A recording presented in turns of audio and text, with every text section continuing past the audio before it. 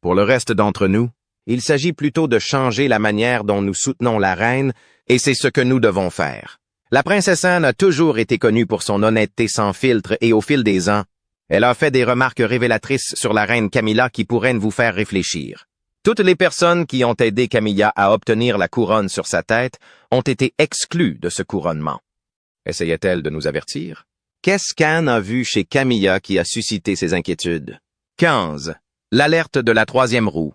Saviez-vous que la princesse Anne aurait essayé de faire entendre raison à son frère, le roi Charles, pendant son mariage avec Diana? Oui, elle l'a carrément mis en garde contre le fait de garder Camilla trop près d'elle pour qu'elle soit à l'aise. Anne ne se contentait pas de se mêler de tout. Elle voyait ce qui se passait. Elle connaissait les risques que courait le roi Charles en jouant sur les deux tableaux, en étant mariée à la bien-aimée Diana tout en maintenant ses liens avec Camilla. Évidemment, c'était une mauvaise image, surtout pour quelqu'un dans la lignée du trône. Anne ne s'inquiétait pas seulement des drames familiaux. Elle savait que les tabloïds britanniques étaient prêts à bondir sur la moindre trace de scandale et que les actions de Charles étaient vouées à un désastre. Imaginez les conséquences si le public découvrait ce qui se passait réellement. La princesse Anne craignait que cela ne brise non seulement le cœur de Diana, mais aussi que cela ne laisse toute l'image royale en lambeaux. Et devinez quoi? Charles n'a pas écouté. Les avertissements d'Anne ont été balayés d'un revers de la main et, eh bien, nous savons tous comment cela a fini. Le scandale est devenu bien plus grand que quiconque aurait pu l'imaginer, et la monarchie a pris un coup dont on parle encore aujourd'hui. Un petit « je vous l'avais bien dit » de la part d'Anne n'aurait pas été déplacé. 14. Désapprobation précoce. Dès le premier jour, la princesse Anne l'a clairement fait savoir. Elle n'était pas fan de la relation entre le roi Charles et Camilla, et elle ne dissimulait pas ses sentiments. Anne, qui se souciait avant tout du devoir et de l'image de la monarchie, voyait les problèmes se préparer de loin. Son problème ne concernait pas seulement la loyauté familiale ou les rancunes personnelles. Elle avait une vision globale de la situation. Anne savait comment le public percevait la famille royale. Ils n'étaient pas seulement des figures de proue. On attendait d'eux qu'ils montrent l'exemple. Ainsi, il était hors de question pour elle que Charles se rapproche d'une femme mariée, surtout d'une femme dont le passé était riche en complications. Elle pensait que ce genre de scandale pouvait ébranler le piédestal moral sur lequel se tenaient les membres de la famille royale. Et soyons honnêtes, quand on est sous le feu des projecteurs comme eux, l'opinion publique peut faire la différence. Anne, réaliste comme toujours, pensait que l'implication de Camilla ferait plus de mal que de bien. Surtout à un moment où la monarchie ne pouvait pas se permettre une nouvelle controverse. On dirait qu'elle a raison. Numéro 13. Inquiétude concernant l'image publique. Anne n'avait pas tort lorsqu'elle disait que l'image de la monarchie était fragile. Prenons par exemple la célèbre interview panoramique de Diana en 1995 où elle a publiquement évoqué la liaison de Charles avec Camilla. Nous étions 3 dans ce mariage, donc c'était un peu trop chargé. L'honnêteté brute de Diana sur le sentiment de trahison et son commentaire. Nous étions 3 dans ce mariage. Ont brisé l'illusion de conte de fées de la famille royale. L'interview a attiré l'attention du monde entier et a retourné l'opinion publique contre Charles, et par extension, Camilla. La princesse Anne a compris qu'il ne s'agissait pas seulement de rumeurs de tabloïds, mais d'un changement radical dans la façon dont les gens percevaient la monarchie. Aujourd'hui encore, les retombées de ces révélations perdurent. Malgré des années de gestion minutieuse de son image, le chemin de Camilla vers l'acceptation du public a été semé d'embûches, les critiques continuant à la comparer à Diana. Les craintes d'Anne de s'aliéner le public britannique, en particulier ceux qui adoraient Diana, se sont révélées terriblement justes. Il est clair qu'Anne ne jouait pas seulement le rôle de la sceptique familiale. Elle avait une compréhension aiguë de la façon dont les actions menées derrière les murs du palais pouvaient se répercuter dans le monde, laissant des conséquences durables. Numéro 12. L'impact sur Diana. La princesse Anne n'était pas particulièrement proche de Diana. Mais cela ne l'empêchait pas d'être profondément préoccupée par les conséquences que l'engagement de Charles avec Camilla pourrait avoir sur la princesse de Galles. Diana, adorée par des millions de personnes, subissait une pression inimaginable, tant de la part des médias que de son rôle au sein de la famille royale. Anne, toujours pragmatique, a reconnu que les difficultés émotionnelles de Diana pourraient dégénérer en quelque chose de bien plus grave. Et elle n'avait pas tort. L'un des exemples les plus marquants de cette situation est celui de la publication en 1992 de la biographie de Diana. Diana, Her True Story. Le livre expose les failles de son mariage avec Charles, détaille ses problèmes de santé mentale, ses sentiments de trahison et ses troubles alimentaires, le tout amplifié par la relation continue de Charles avec Camilla. Ce reportage a dressé un tableau déchirant de la vie de Diana derrière les murs du palais, faisant d'elle un symbole mondial de chagrin et de résilience. Ces révélations ont ébranlé la famille royale et ont fait la une des journaux du monde entier. Anne aurait craint que la vulnérabilité de Diana fasse d'elle une cible facile pour l'exploitation médiatique, et c'est exactement ce qui s'est passé. La presse ne s'est pas contentée de se focaliser sur la douleur de Diana. Elle a transformé ses troubles personnels en véritable feuilleton, avec la sympathie du public entièrement de son côté et la colère dirigée contre Charles. Et contre la monarchie. Les inquiétudes d'Anne s'étendaient également à l'avenir de la monarchie. La popularité croissante de Diana, associée à ses difficultés, a créé un problème unique pour la famille royale. Comment pouvaient-ils maintenir leur autorité et leur dignité alors que l'un de leurs membres les plus aimés était publiquement présenté comme une victime de l'indifférence royale? Numéro 11. La loyauté de Camilla remise en question.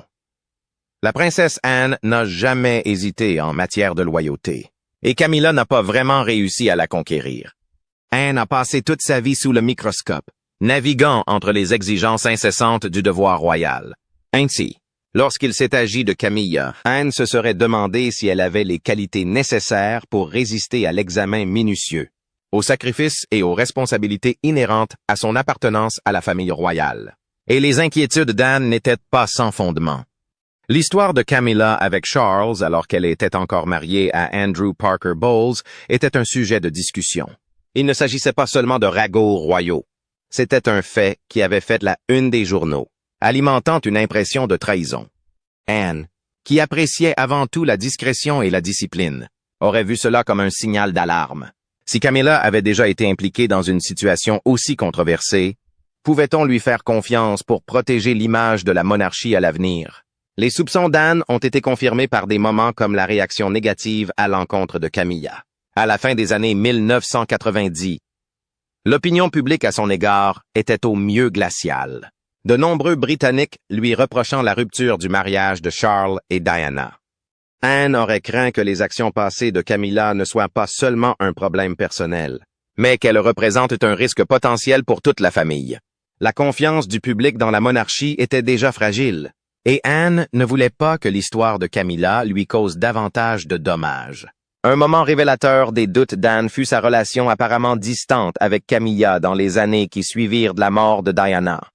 Bien qu'Anne ne l'ait jamais ouvertement attaquée, des sources proches du dossier ont noté que leurs interactions étaient au mieux formelles.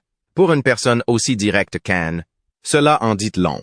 Numéro 10, l'avertissement trop précoce. Après la mort tragique de la princesse Diana en 1997, le monde était en deuil et l'opinion publique était fermement du côté de Diana. Au cours de cette période chargée d'émotions, la princesse Anne aurait donné des conseils cruciaux à son frère, le roi Charles. Ne précipitez pas les choses avec Camilla. Anne, qui a toujours su capter l'opinion publique, a prévenu que mettre Camilla sous les feux des projecteurs trop rapidement pourrait être perçu comme un manque de sensibilité et de cohérence. Anne ne spéculait pas seulement, elle avait une idée claire de l'impact profond de la mort de Diana sur l'opinion publique britannique. Les sondages de l'époque reflétaient une loyauté écrasante envers Diana, beaucoup accusant Charles et Camilla d'être responsables de son malheur. Anne craignait que la présentation de Camilla si tôt après le décès de Diana ne soit ressentie comme une gifle par ceux qui pleurent encore la princesse du peuple. Son avertissement était fondé. Au début des années 2000, lorsque la relation entre Charles et Camilla est devenue plus publique, la réaction a été féroce. Les événements royaux où Camilla apparaissait étaient souvent éclipsés par le souvenir de Diana. Par exemple, la reine aurait refusé d'assister au mariage de Charles et Camilla en 2005. Une décision largement interprétée comme un signe de tête face à un malaise public persistant. Rétrospectivement, Il est difficile de nier que son approche prudente aurait pu épargner à la famille une partie des turbulences qui ont suivi. Le temps a été un facteur clé dans l'évolution de l'opinion publique. Bien que lentement, en faveur de Camilla, la perspicacité d'Anne était parfaite. En matière de cœur et de perception publique, le timing est vraiment primordial. La princesse Anne avait passé toute sa vie à naviguer sur la fine ligne entre vie privée et devoir public. Lorsqu'il s'agissait de Camilla, elle avait donc de sérieuses inquiétudes quant à la façon dont elle gérerait la scène royale. Camilla était peut-être charmante et appréciée dans certains cercles privés, mais entrer dans le rôle public d'un membre de la famille royale était une toute autre histoire, et Anne ne le savait que trop bien. La presse britannique n'a jamais été connue pour sa douceur, et Anne avait déjà pu constater de ses propres yeux à quel point elle pouvait être brutale. Un exemple frappant? La surveillance incessante à laquelle Diana a été soumise, surtout après sa séparation d'avec Charles, de ses choix vestimentaires à ses difficultés émotionnelles. Rien n'était tabou. Anne aurait craint que Camilla, qui était restée jusqu'alors largement à l'écart du public, ne soit pas à la hauteur de la frénésie médiatique. Anne n'avait pas entièrement tort. Lorsque Camilla a commencé à apparaître plus publiquement avec Charles à la fin des années 1990 et au début des années 2000, les comparaisons avec Diana étaient inévitables et souvent brutales. Les gros titres ont qualifié Diana de sainte et Camilla de méchante, l'opinion publique étant fortement défavorable à elle. Anne, qui a elle-même dû faire face à des critiques médiatiques, a probablement vu cela venir et s'est demandé si Camilla pourrait résister à ce jugement impitoyable. Numéro 8. Le facteur de confiance. La princesse Anne aurait vu des signes précoces indiquant que la présence de Camilla pourrait compliquer la relation déjà délicate entre le roi Charles et ses fils, le prince William et le prince Harry. Un exemple clair de ces tensions est apparu en 2005 lorsque Charles et Camilla ont annoncé leur fiançailles. Les rapports de l'époque indiquaient que si les frères soutenaient publiquement leur père, dans les coulisses, la situation était bien plus compliquée. Le prince Harry, en particulier, aurait exprimé des inquiétudes quant à la manière dont la mémoire de leur mère serait préservée au sein de la dynamique familiale lorsque Camilla aurait officiellement rejoint leur vie. C'était elle la méchante. Elle était la troisième personne du couple. Elle avait besoin de réhabiliter son image. Un autre moment révélateur s'est produit lors du documentaire sur le 60e anniversaire de Charles en 2008. Tandis que William et Harry partageaient des anecdotes sur leur père, leurs commentaires sur Camilla étaient sensiblement mesurés.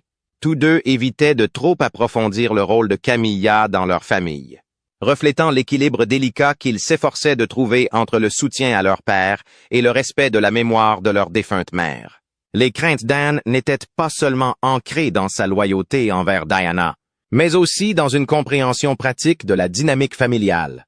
Ces avertissements étaient porteurs d'une vérité plus profonde. Si la présence de Camilla était importante pour Charles, elle devait également être gérée avec délicatesse pour éviter d'aliéner ses fils. Une préoccupation qui a refait surface à plusieurs reprises au cours des années qui ont suivi. Numéro 7. La bataille de l'opinion publique. Un exemple clé de la résistance du public à Camilla s'est produit lors des célébrations du Jubilé d'or de la reine en 2002. Si l'événement était censé honorer les 50 ans de règne de la reine Élisabeth, il a également mis en évidence la tension persistante autour de l'image publique de Camilla. Malgré sa présence croissante dans la vie de Charles, Camilla était remarquablement absente des grandes apparitions publiques pendant le Jubilé, ce qui indique que la famille royale n'était toujours pas sûre que le public l'accepterait.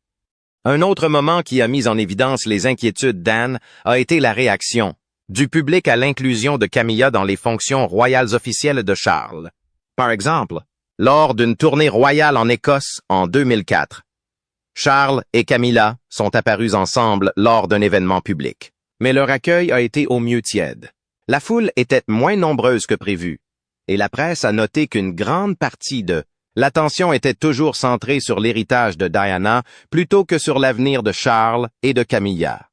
Les inquiétudes d'Anne concernant la perception du public n'étaient pas seulement théoriques, elles étaient enracinées dans des moments comme celui-ci, où l'intégration de Camilla dans la vie royale révélait le fossé persistant entre l'acceptation privée au sein de la famille et la résistance publique au-delà des murs du palais.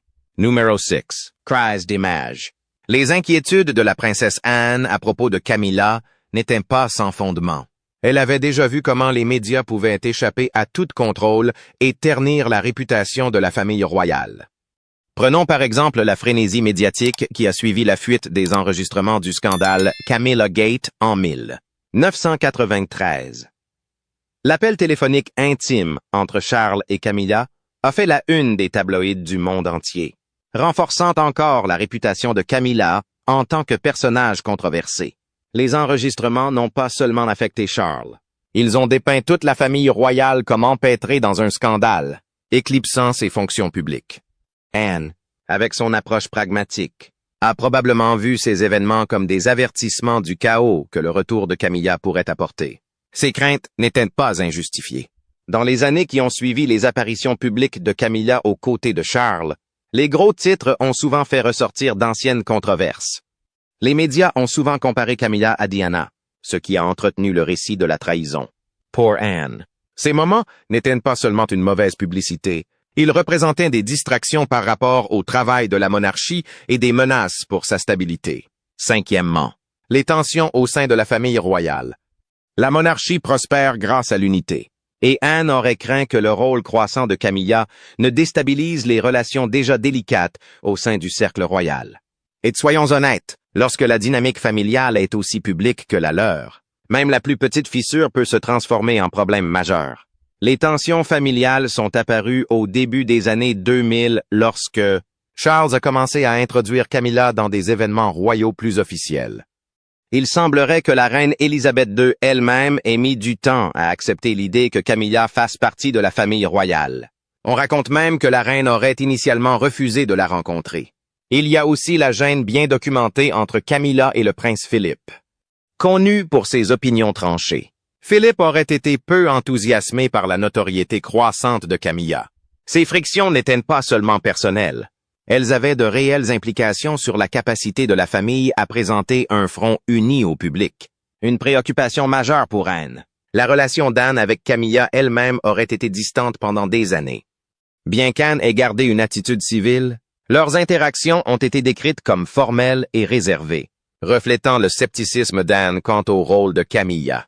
La capacité d'Anne à prédire ses défis n'était pas seulement perspicace, elle était juste. Numéro 4. La prudence ou le mariage. Lorsque le mariage du roi Charles et de Camilla est devenu une possibilité, la princesse Anne n'a pas caché ses inquiétudes. La réaction du public à l'annonce du mariage de Charles et Camilla en 2005 a offert un exemple frappant de la controverse qu'Anne avait anticipée. Si certains Britanniques ont soutenu le mariage, une partie importante d'entre eux a exprimé sa désapprobation.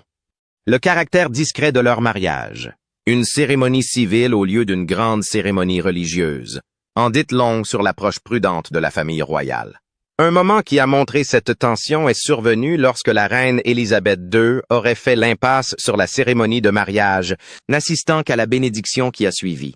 Si l'absence de la reine a été attribuée à son rôle de chef de l'Église d'Angleterre, qui désapprouve les remariages après un divorce, elle a souligné les sentiments complexes entourant l'événement. Pour Anne, c'était précisément le genre de scénario qu'elle souhaitait éviter. Celui où les décisions familiales diviseraient l'opinion publique et jetteraient une ombre sur l'intégrité de l'institution. La prudence d'Anne ne visait pas à priver Charles de son bonheur, mais à préserver l'avenir de la monarchie. Troisièmement, l'image de l'héritier. La princesse Anne aurait donné certains de ses conseils les plus sévères à propos de l'image du roi Charles en tant que futur monarque. Pour Anne, la perception que le public avait de la famille royale était profondément liée à son autorité morale. Après tout, une monarchie sans la confiance du public n'est pas vraiment une monarchie. Anne avait probablement des exemples historiques en tête. Prenons l'exemple de la crise d'abdication de 1936 lorsque la décision d'Edward Wood d'épouser Wallis Simpson, une divorcée, l'a contrainte à abandonner son trône. Le scandale n'a pas seulement terni la réputation d'Edward, il a ébranlé la monarchie dans ses fondements, soulevant des questions sur sa pertinence et son avenir. Avant même que Charles n'épouse Camilla, son image d'héritier avait déjà pris un coup. Un moment qui a suscité les craintes d'Anne a été les débuts officiels de Charles et Camilla en tant que couple à l'hôtel Ritz en 1999. Alors que l'événement était censé marquer un tournant, il a suscité des réactions mitigées. Les tabloïds ont critiqué le couple pour leur apparente insensibilité, affirmant que le moment était encore trop proche après la mort de Diana. Pour Anne. De tels incidents ont mis en évidence le fossé grandissant entre les décisions personnelles de Charles et les attentes du public à l'égard du futur roi. Deuxièmement, la réputation royale était en jeu. Les inquiétudes de la princesse Anne à propos de Camilla allaient au-delà du scandale. Elles étaient enracinées dans l'image fragile de la monarchie. L'héritage de Diana, reine moderne et compatissante, n'en était pas moins lourd de conséquences, ce qui rendait l'intégration de Camilla encore plus délicate. Anne voyait également des risques à l'échelle mondiale. Les pays du Commonwealth comme l'Australie et la Jamaïque débattaient déjà de la pertinence de la monarchie et la réputation controversée de Camilla pourraient alimenter les mouvements républicains. Premièrement, les liens emmêlés. Le réseau des relations royales a toujours été compliqué, mais peu de dynamiques étaient aussi emmêlées que celles impliquant la princesse Anne. Camilla, Charles et Andrew Parker Bowles. Bien avant que Camilla ne devienne un élément permanent de la vie de Charles, elle était liée à Andrew Parker Bowles, un homme qui se trouvait également avoir une relation amoureuse avec la princesse Anne au début des années 1970. La relation d'Anne et Andrew aurait été de courte durée en raison du protocole royal. Andrew, catholique, n'étant pas considéré comme un partenaire viable pour la fille de la reine. Cette histoire romantique a ajouté une couche de tension supplémentaire lorsque Camilla et Andrew se sont finalement mariés en 1973, Charles étant déjà dans le tableau en tant qu'admirateur de Camilla. Cela a créé une histoire entrelacée gênante qu'Anne n'avait probablement pas oubliée lorsque Camilla est revenue dans la vie royale en tant que partenaire de Charles. Les inquiétudes d'Anne à l'égard de Camilla ne provenaient pas seulement de la relation de son frère, mais aussi de son expérience directe avec le cercle social de Camilla. Ayant déjà fait partie de ce même monde, Anne se demandait peut-être si Camilla, qui naviguait facilement dans plusieurs relations prestigieuses, était un ajout fiable à la famille royale. Une chose qui a peut-être accru la méfiance d'Anne était la dynamique gênante lors des événements familiaux, auxquels Andrew Parker Bowles a continué d'assister même après que la relation de Camilla avec Charles soit devenue publique. Andrew est resté proche de la famille royale, assistant notamment au mariage de Charles et de Camilla en 2005 pour Anne. Le triangle amoureux n'était pas seulement une histoire personnelle, c'était un récit édifiant. Elle avait vu de ses propres yeux le potentiel de conflits compliqués et s'inquiétait, probablement de l'impact que ces tensions non résolues pourraient avoir sur la réputation de la famille. Pensez-vous que les inquiétudes de la princesse Anne à propos de Camilla étaient justifiées? Faites-le nous savoir dans les commentaires. Si vous avez aimé la vidéo, n'oubliez pas de cliquer sur le bouton j'aime et de vous abonner pour en savoir plus.